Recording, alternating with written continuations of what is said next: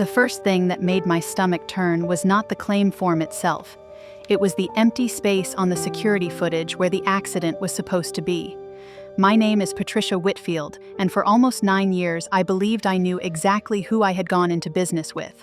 According to my business partner, Bennett, she had thrown out her back lifting a case of imported fixtures from the lower rack in our warehouse at 3:40 on a Tuesday afternoon.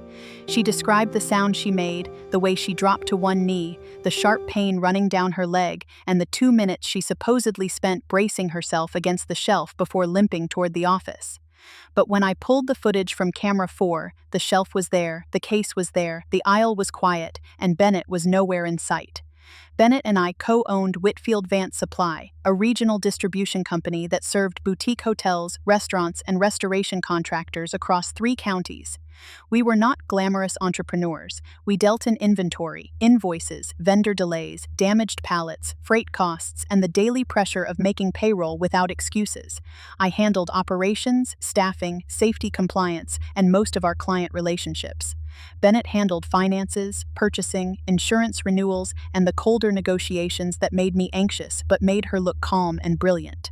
We had built the company from a rented storage unit and 2 beat-up vans into a real warehouse with 22 employees, a loading dock, a modest showroom, and a reputation for doing what we said we would do.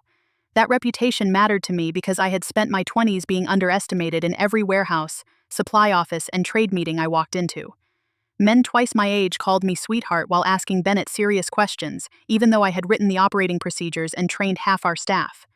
Bennett used to laugh about it afterward and say, "Let them underestimate you, Pat. It makes the invoice easier to collect." I thought that meant she respected me. For a long time, I thought we were on the same side. The injury claim landed on my desk on a Friday morning, 3 days after the incident Bennett said had happened.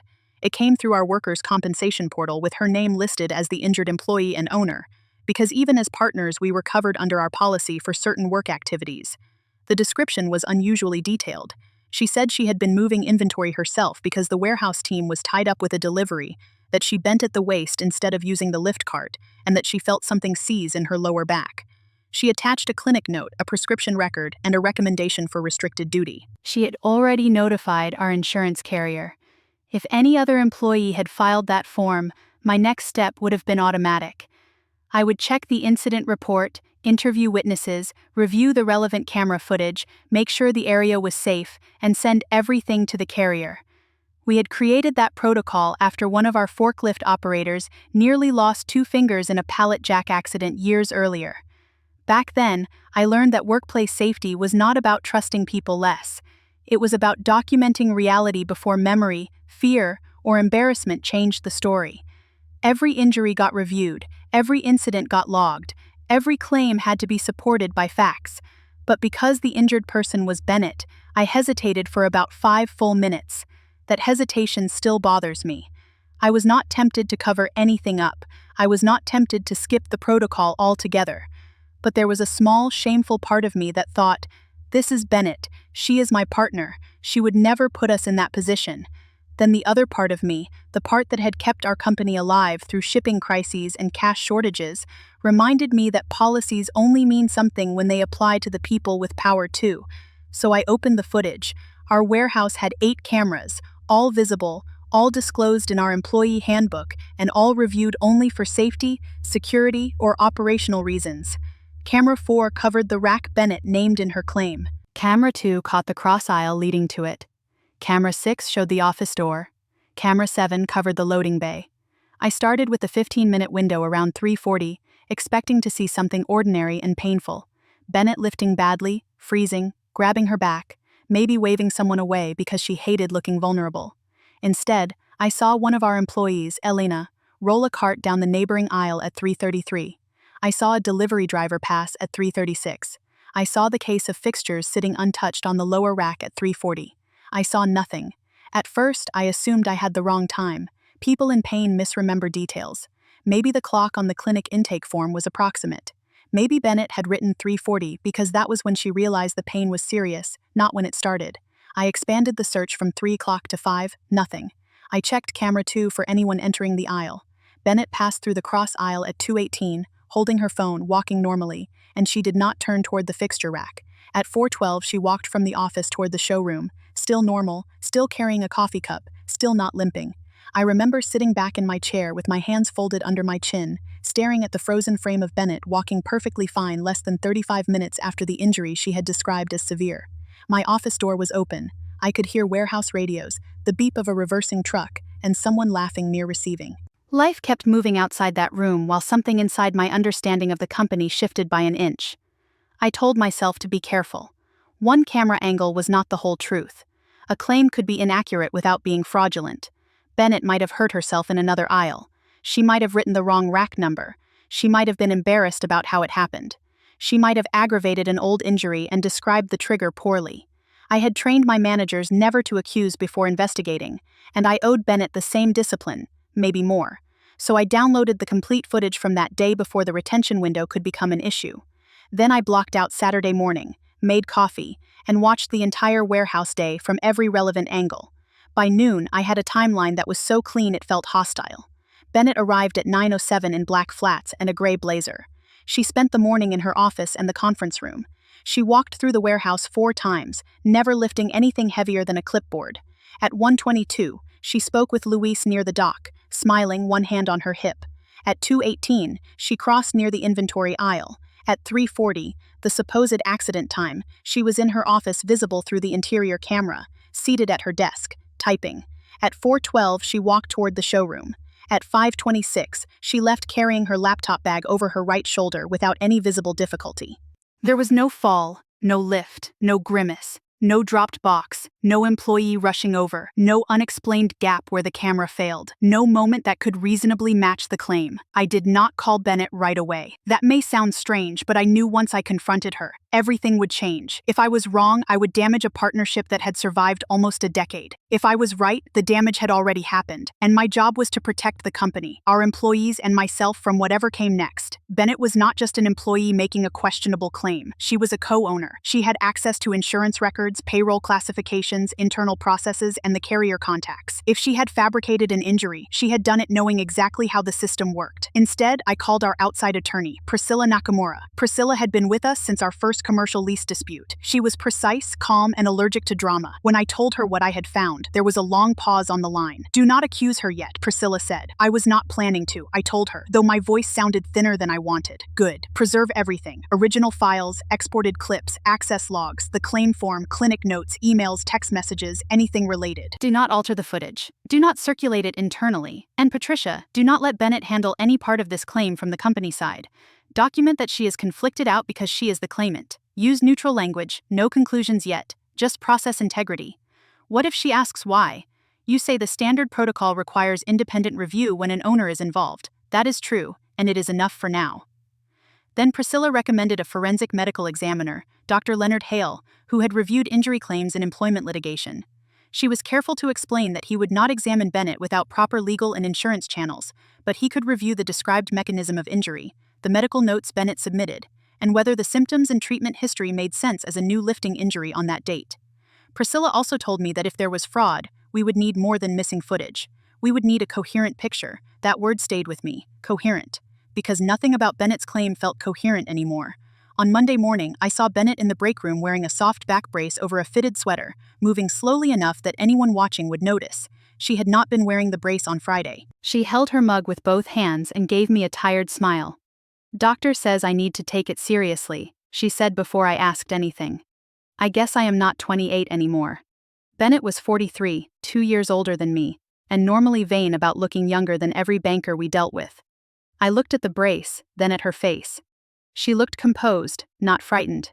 "I saw the claim come through," I said. "I hated filing it," she said. "But my back is wrecked, Pat. I could barely get out of bed yesterday."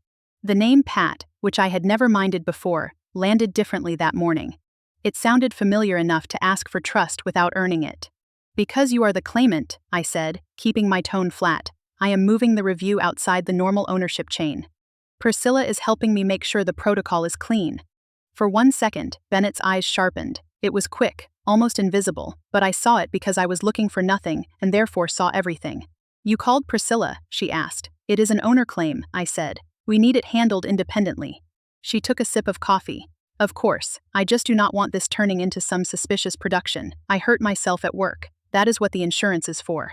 Then the documentation should support it, I said. She smiled, but her mouth did not soften. Sure. Obviously.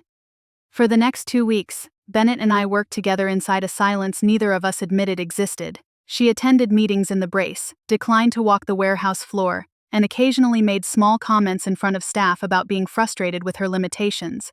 Careful with those boxes, she told Elena once, loud enough for me to hear. Trust me, backs are no joke. Elena nodded politely, but later she came to my office and asked if Bennett had been injured during their Tuesday shift. I asked why. I just wondered, Elena said. I was on the floor most of that afternoon. I did not see anything. I did not tell her what I knew. I said only that we were reviewing the claim through the standard process and asked her to write down what she remembered from that day. She did. So did Luis, Marcus, and 2 other employees who had been near the warehouse aisle that afternoon. None of them saw Bennett lifting inventory. None saw her in pain. None remembered any incident. Meanwhile, Dr. Hale's preliminary review arrived through Priscilla. He wrote in careful medical language, but the meaning was clear. Bennett's clinic notes described a pattern of pain radiating down her left leg, with references to symptoms that had begun before the alleged workplace date. The medication history suggested she had sought treatment for back pain previously. The type of acute lifting injury she described did not neatly match the timeline in the records. A sudden lift could aggravate an existing condition, he explained, but the documentation did not support a brand new severe injury caused by the specific event Bennett had reported. I read the report twice at my kitchen table that night while my dinner went cold. I lived alone then, in a small house I bought after the company finally became stable enough for me to qualify for a mortgage without a co-signer. Every room in that house carried some trace of the business. Vendor samples in the hallway closet, old binders in the guest room, thank you cards from clients pinned near the fridge.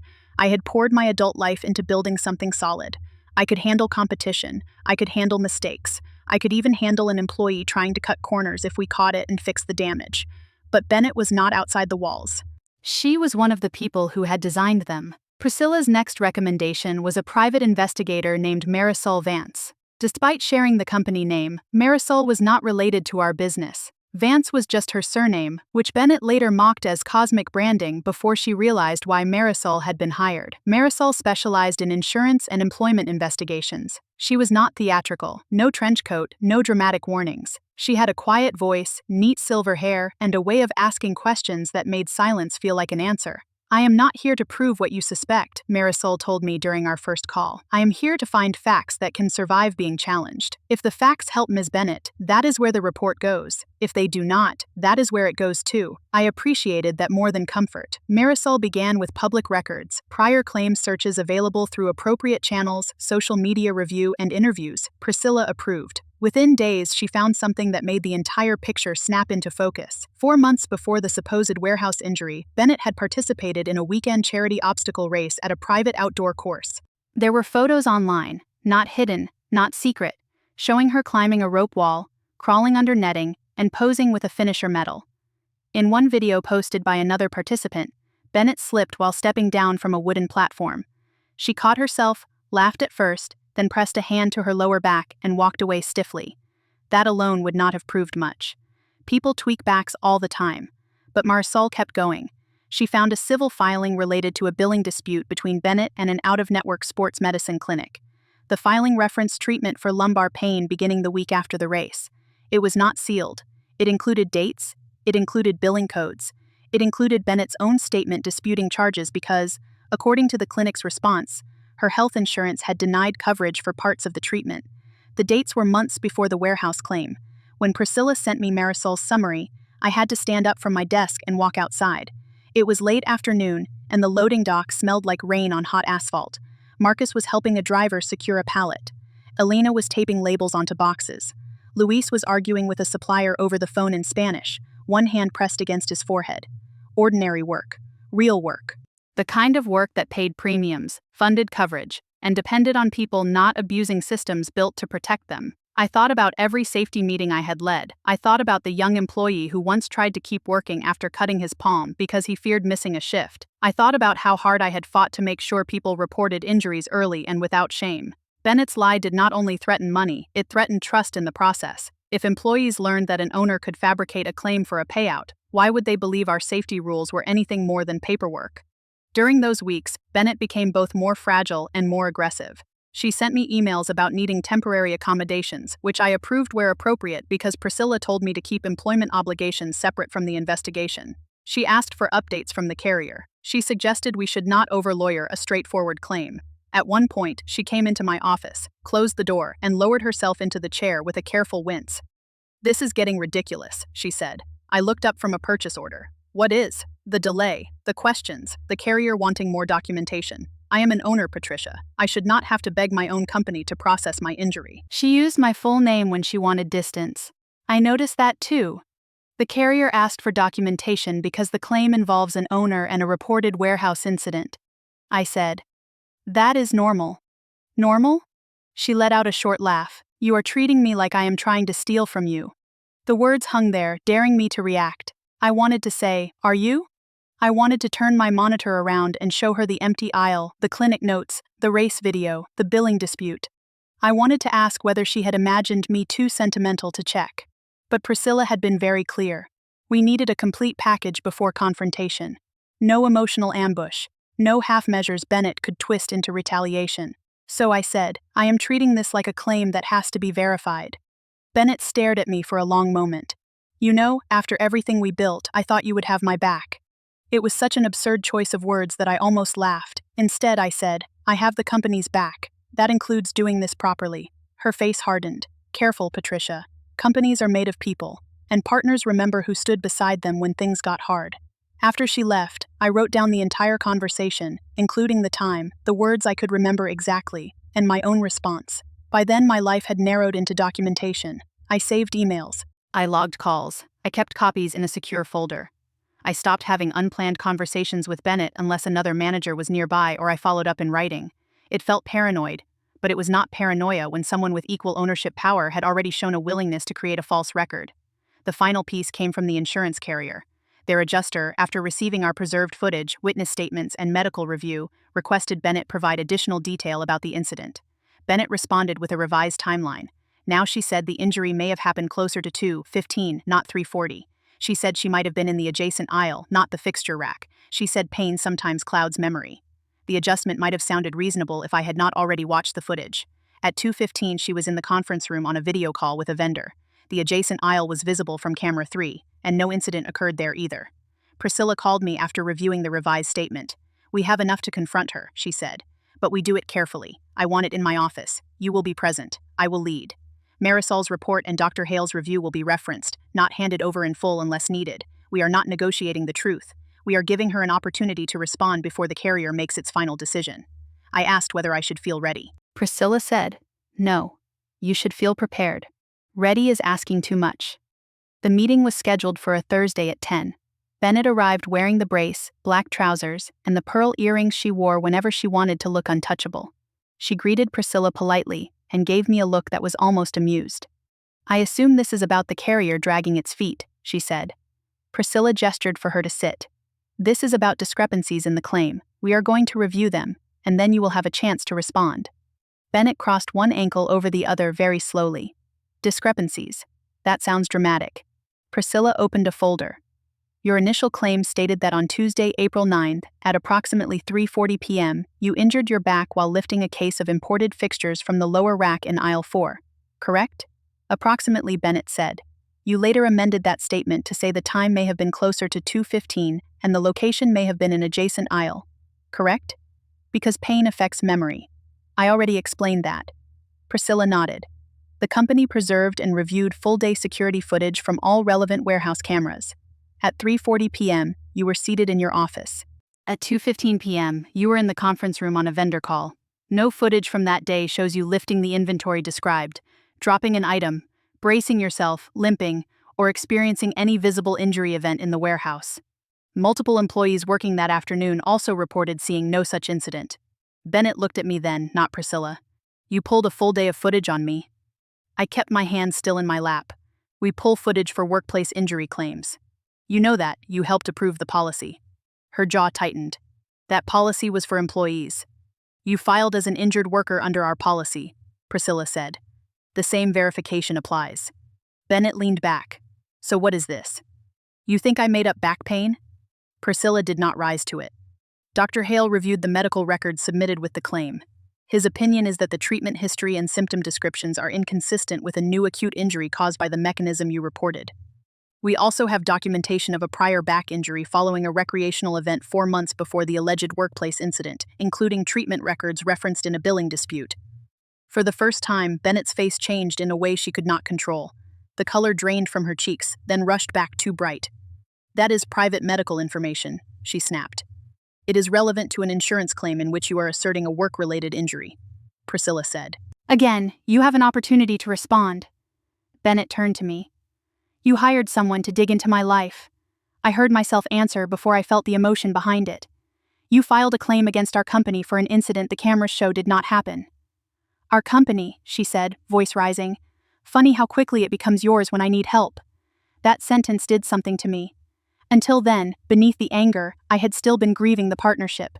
Some part of me wanted Bennett to produce an explanation that did not make her a fraud, a misunderstanding, a panic, a medical confusion, something human and clumsy instead of calculated. But hearing her frame the company as a wallet that had failed to open for her stripped away the last softness. Priscilla slid a printed still across the table. It showed Bennett in her office at 3:40, seated at her desk.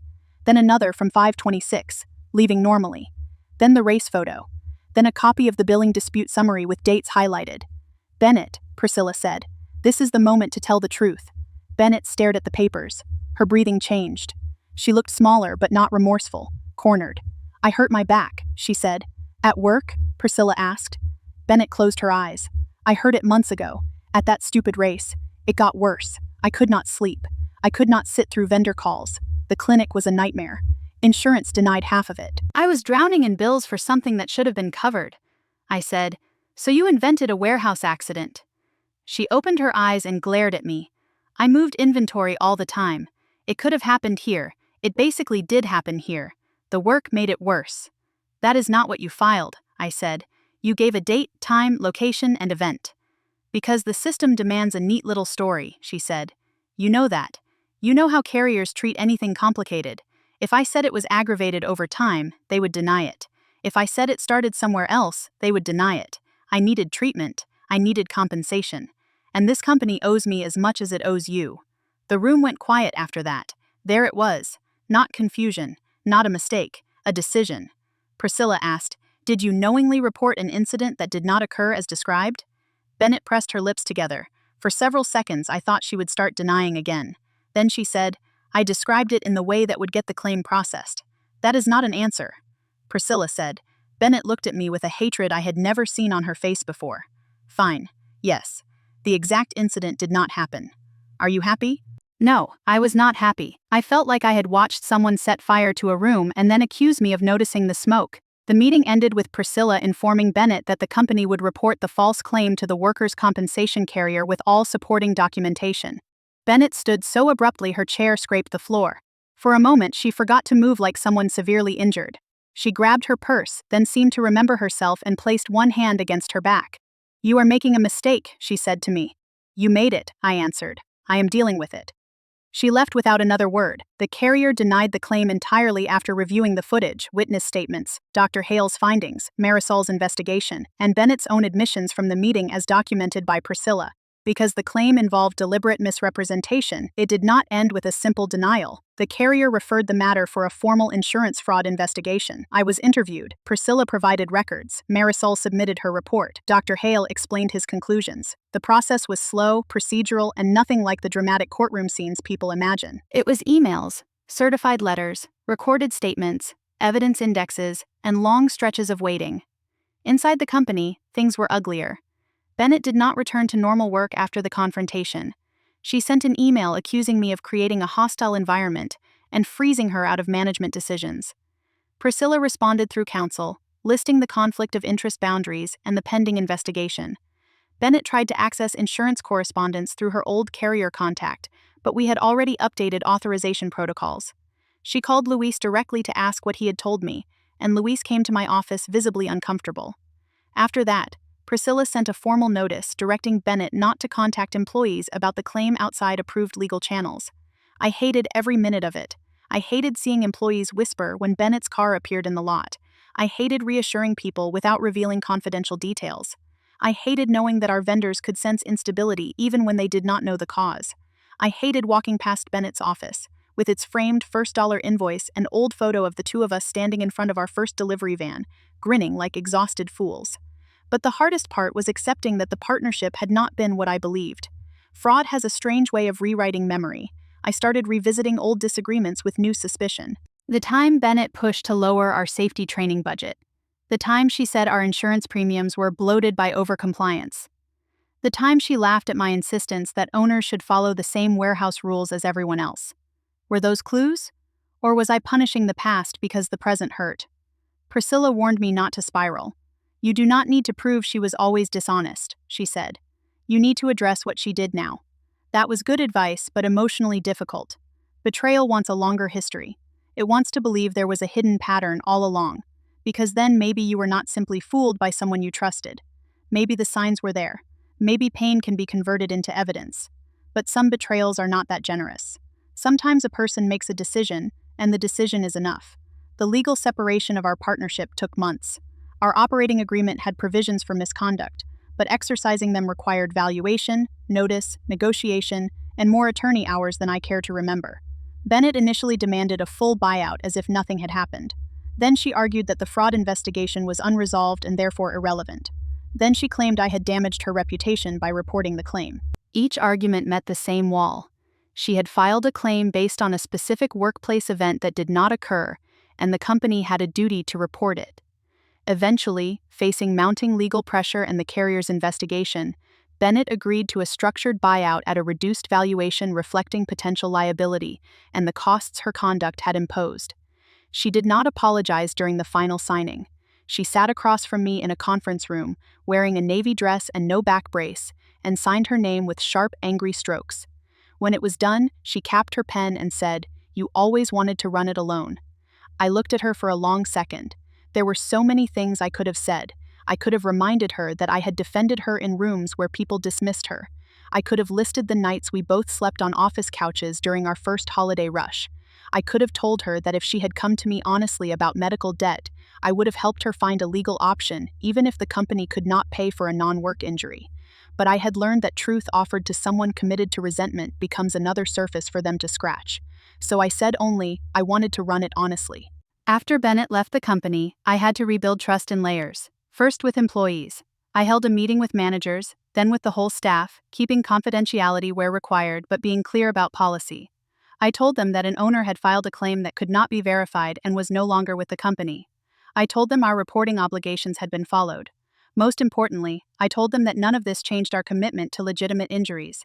If anything, it made documentation more important because honest employees deserved a process protected from abuse. Elena raised her hand and asked the question I knew someone would ask. Does this mean people are going to be watched harder if they get hurt? I answered carefully. It means every claim gets documented the same way, whether it is a warehouse associate, a manager, or me. Footage review is not punishment. Witness statements are not punishment. Medical review is not punishment. They protect the person who got hurt and the company that needs to respond correctly. What happened here was not a reason to distrust everyone. It was a reason to remove exceptions. That became the foundation of our new policy. With Priscilla's help, I implemented mandatory independent review for any workplace injury claim filed by an owner, executive, manager, or anyone with authority over claims handling. We added conflict of interest language. We required preservation of relevant footage within 24 hours. We created a standing relationship with an independent occupational medicine reviewer for complex claims. We clarified that no claimant, regardless of title, could access or influence the company's internal response to their own claim. It was not a flashy reform. It was paperwork, training, and accountability. But it mattered. I also changed the culture in smaller ways. We held refresher safety training that included owners and managers performing the same demonstrations as everyone else. When I lifted a box incorrectly during one session, Marcus laughed and corrected my stance in front of the whole team. I thanked him and did it again properly. That moment did more good than any speech I could have made. People needed to see that authority did not exempt anyone from correction. The fraud investigation continued beyond Bennett's departure. I cannot share every detail, and some parts were handled outside my view, but I can say the carrier pursued the matter formally, and Bennett faced consequences that went far beyond embarrassment. The false claim remained denied. She was responsible for her own medical costs. Her professional reputation in our local business community suffered, not because I spread gossip, but because investigations leave tracks, and people notice when a co-owner exits abruptly under legal supervision. I took no pleasure in that. I also did not confuse lack of pleasure with regret. Marisol called me after her part of the investigation closed. I was in the warehouse office, reviewing a delivery shortage, when her name appeared on my phone. "I wanted to let you know my file is complete," she said. "Your attorney has the final copy." "Thank you," I said. "I wish we had met under better circumstances." "Most people do," she replied. Then, after a pause, she added, "For what it is worth, claims like this are especially damaging when they come from partners. Employees usually assume owners have more ways to check the truth, but owners also have more ways to bend process if no one insists on independence. Your footage protocol mattered. So did your decision to follow it when it was uncomfortable." I thought about that after we hung up. The footage had exposed the lie, yes, but the deeper protection was not the camera. It was the rule that made me look. Without that rule, I might have trusted Bennett's claim because trust felt easier. I might have allowed the carrier to process it with incomplete information. I might have let our company pay higher premiums for a fabricated event. I might have taught every employee, without meaning to. That power changes the process. Months later, after the buyout was finalized and Bennett's name came off the door, I stayed late to clean out an old storage cabinet in the office hallway. Inside was a box from our earliest years, handwritten delivery logs, faded business cards, a broken label gun, and a photo from the day we signed our first warehouse lease. In the picture, Bennett had one arm around my shoulders and the other holding a cheap bottle of sparkling cider. I was smiling so hard my eyes were almost closed. Behind us, the warehouse was empty concrete and possibility. I sat on the floor with that photo in my hand for a long time. I did not cry when I discovered the footage. I did not cry during the confrontation. I did not cry during the buyout. But that night, sitting under fluorescent lights with dust on my knees, I finally did. Not because I wanted Bennett back. I did not. Not because I doubted what I had done. I did not. I cried because the woman in the photo believed partnership meant shared risk, shared work, and shared pride. She did not know that one day she would have to protect the company from the person standing beside her. After a while, I put the photo back in the box, sealed it, and wrote archives on the lid. I did not throw it away. Erasing history would not make me wiser. The company we built had been real, even if Bennett's loyalty to it failed. The employees were real. The clients were real. The years of work were real. Her fraud did not get to own all of it. Today, Whitfield Supply is smaller than it looked on the day we opened that big warehouse, at least emotionally. There is no partner in the office next to mine. There is no one finishing my sentences in bank meetings or arguing with me over whether to buy used shelving. But the company is steadier. Our claims process is cleaner. Our managers know exactly what to do when someone gets hurt. Our employees know that the rules apply upward as well as downward. And I know something I wish I had learned a gentler way. Trust is not proven by skipping verification. Trust is protected by systems honest people are willing to follow. If Bennett had come to me before filing that claim and said, "Patricia, I hurt my back months ago, my insurance is failing me, and I do not know what to do," I cannot promise I could have solved it. The company could not legally turn a personal recreational injury into a workplace claim. But I would have sat with her. I would have helped her call a patient advocate, negotiate a payment plan, find a second opinion, or look at options that did not involve lying. What I could not do, and what I will never do, is let sympathy become permission to defraud the people who depend on the company staying honest. That is the part I hope people understand. Workers' compensation exists because real injuries happen, and people should not be abandoned when they are hurt doing their jobs. I believe that more strongly now, not less. Bennett's lie did not make me cynical about injured workers. It made me protective of the truth that allows injured workers to be believed. Every false claim hands ammunition to people who already want to doubt legitimate pain. Every shortcut by someone with power makes it harder for someone without power to be treated fairly. That is why the accountability mattered. So if you had been in my place, what would you have done when the footage showed nothing where your partner's injury was supposed to be? Would you have confronted her immediately, or would you have built the record first? Would you have felt any obligation to help once you learned there really was a back injury, just not one caused at work? Share your thoughts, because stories like this are rarely as simple as they look from the outside. Thank you for listening to mine. If you want more stories about betrayal, accountability, and the hard choices women face when trust and business collide, subscribe and come back for the next one. Until then, take care of yourself and do not ignore the empty space where the truth should be.